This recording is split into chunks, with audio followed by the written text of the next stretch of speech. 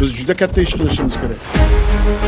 Intellekt bo'yicha, dunyoqarash bo'yicha, raqamlashtirish bo'yicha agar biz mudofaamizga bilim kirgizmasak, innovatsiya kirgizmasak, sun'iy intellekt kirgizmasak, hozirgi tahdidlarga, xurujlarga biz tayyor bo'la olmaymiz.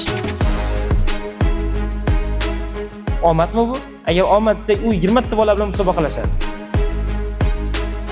Biz Robbikda 8 yoshdan 15 yoshgacha bo'lgan bolalarga robototexnika va IT bo'yicha ta'lim beramiz.